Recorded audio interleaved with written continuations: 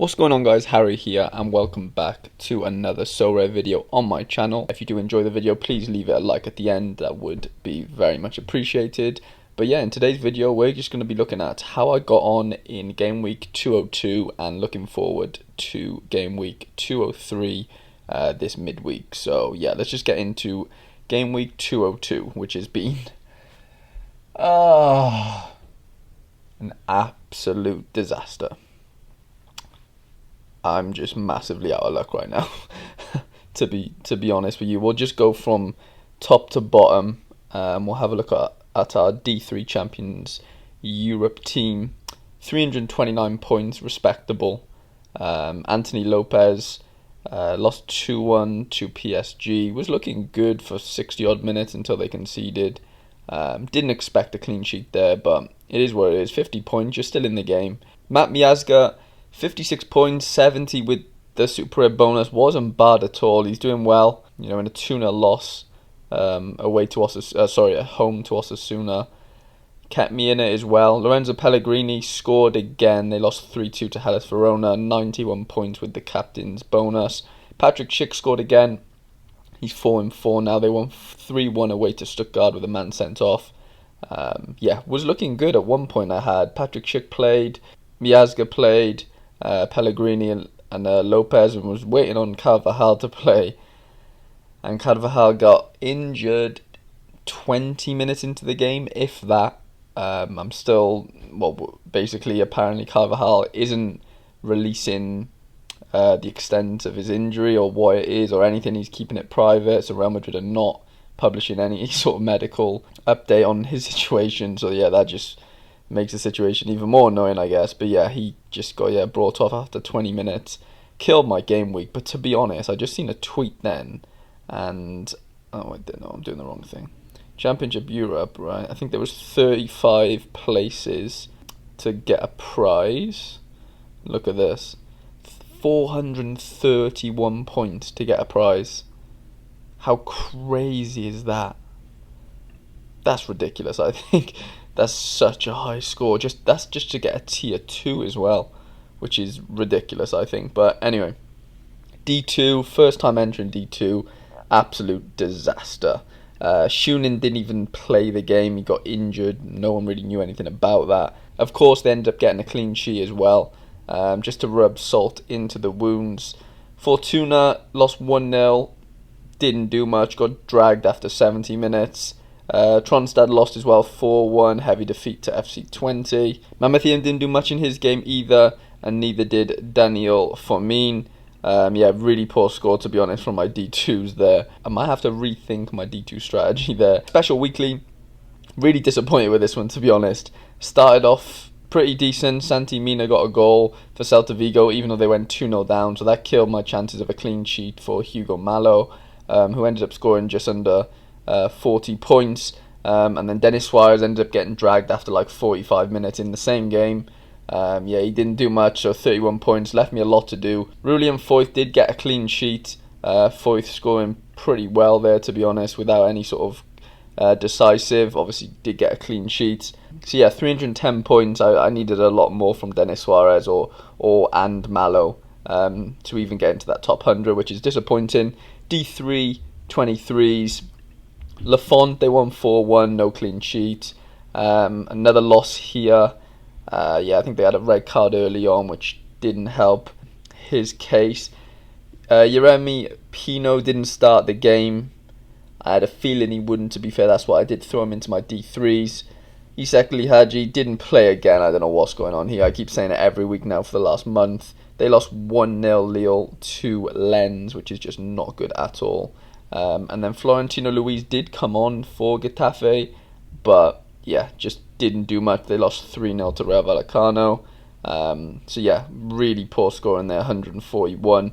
Then D4, little bit better, to be honest. 256, Etienne Green, no clean sheet for Saint Etienne, a loss 2-1 to Bordeaux. Odilion, no clean sheet, but 52 was a respectable score, to be honest. Arsene scored the winner against Sochi for Dynamo Moscow as my captain, so I got that one right. Tuivek didn't start the game, which is just not ideal. And Ricardo Pepi 48, not bad as a base score. No decisive. They lost 3-2 to Houston. Just not enough decisives all round is the theme right now. And now D4 Challenger Europe, which is still going on. The game week is still live. This one's going to hurt, okay? Anthony Morris conceded quite late on. He was going to get a score of like 80 with the XP bonus and stuff and a clean sheet. Obviously didn't happen, 2-1. So ended up with 56, which is still good. And then the rest of my players all played today on Monday. Douglas Santos 61 against Ruben Kazan. Wendell 75, 79 with the bonus. No decisive. That's a crazy score from him as usual. Diego Lete is playing right now. They're 0-0 against Tondela, which is going to just massively piss me off because Asmoon didn't even travel to Sochi. Not to Sochi, to Ruben Kazan. There was an injury, apparently a muscle injury that I've only just found out about now, which has just killed my chances of anything in Challenger Europe. I mean, I'm on 256. It's just past half time for Diego Late's team, so yeah, he might get 70, maybe a bit more. If he gets a decisive, he could end up on 100, but there's no guarantee in that. So yeah, that's just gonna really piss me off. That Asmoon didn't play there, but it is what it is. Global D4 scraped the first Ethereum threshold. Fujimoto with a goal. Sandy Walsh with a decent 53. Bakayev didn't even start. Jackson played but didn't do much against Club Brugge. And yeah, conceded 3 here. Kim did, which killed my commons chances of getting me any sort of decent score. Just under 15. So yeah, I'll probably take the 0.01 to be honest, because everything else has just been an absolute nightmare. But we're going to get into game week 203, which is this midweek. Not many players eligible for me to play this week, but yeah, we're just going to get into it now. So we're only playing global this week. We're going with Alban Lafont in goal at home to Nantes. DeAndre Yedlin, they're away to Kabul. We've got Melvin Bard, who we've brought in, away to Laurent. Marco Cana has a game but probably won't see a minute.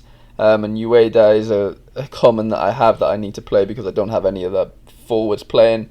I'll be lucky to even get over 200 points with this team, to be honest, unless something crazy happens with Lafont or Bard gets a decisive. So yeah, that's just... Yeah, I'm putting all my eggs in my D3 basket, which is the team you're going to see now. Pretty decent team on paper, to be honest. Anthony Lopez at home to Troyes. Matt Miazga playing away to Espanyol won't be easy, but after his last performance, I do expect a good performance from him. Lorenzo Pellegrini at home to Udinese. Pino at home to Elche. He didn't start last game. I'm hoping he was rested for this game. And then Mama Thiam at home to Galatasaray. On paper, these are my best players that I can sort of put into D3 and hope for something in there. But yeah, it's going to be another tough game week, although, albeit a midweek, I can't expect much. And we have thrown together a D2 team. We're going with Etienne Green away to Monaco, Fortuna away to Anderlecht, which will not be easy at all. Tronstad away to Groningen. Florentino Luis at home to Atletico Madrid, which will not be easy. And Yorbe is away to Go Ahead Eagles. I don't expect Yorbe to start. I don't expect Florentino Luis to start. I expect these 3 to start, to be honest. So yeah, we'll see. It's a throw together D2 team. Like I said, I'm not expecting anything. The only team that I'm expecting something for in terms of performance is my D3 team. But we all know how that can go downhill very, very fast. So yeah, that is my game week. I'll see if I've got a few new signings actually I could sort of talk about if you want me to. I did bring in Igor Leszczuk, who is the number 2 at Dynamo. Bought him pretty cheap, to be honest. I saw him on the market when I saw that Shunin wasn't in goal and I had to pounce out a cash balance. So hopefully he plays next game week if Shunin's still out. We did bring in Moussa Diaby, rookie. Yeah, a guy called Lou. Basically sold his whole gallery, but he's putting up players for cheaper than he probably should have done, but he probably wanted them just to sell straight away. So I got him for just under £1,000, 0.39F, 2 of 100. So he's basically the second ever Moussa Diaby to be minted on the platform. I used to have Moussa Diaby before, not this card edition, but the 2021 edition. So yeah, missed him. Wanted him back in my team that I can play with Odilion and Patrick Schick, even though Schick's apparently injured right now. And then we brought in Melvin Bard off the same guy. He sold him again, I think, too cheap, even though he only paid £27 for him.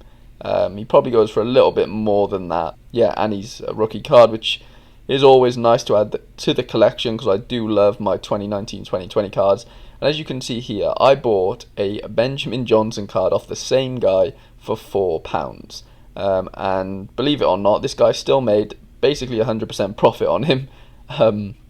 Bought him in 2020, just wanted to get rid of him, obviously. There's only 5 Benjamin Johnsons minted, and I don't think there ever will be any more. So yeah, I'm in a bit of a prestigious club here in the Benjamin Johnson club, even though he doesn't play, but very nice collectible rookie card. But yeah, that's my game week currently. Let's see if Diego Leite has still got his 0-0 going on in his game. 55 points. No, I don't think they've added the clean sheet bonus. Yeah, it might not be late enough in the game. I think it needs to be at the 60th minute for that to happen, but either way, it's not going to matter because I'm not getting any card. But yeah, good luck for the upcoming game week, guys. I hope you enjoyed the video. If you did, please leave it a thumbs up, and I shall see you guys in the next video.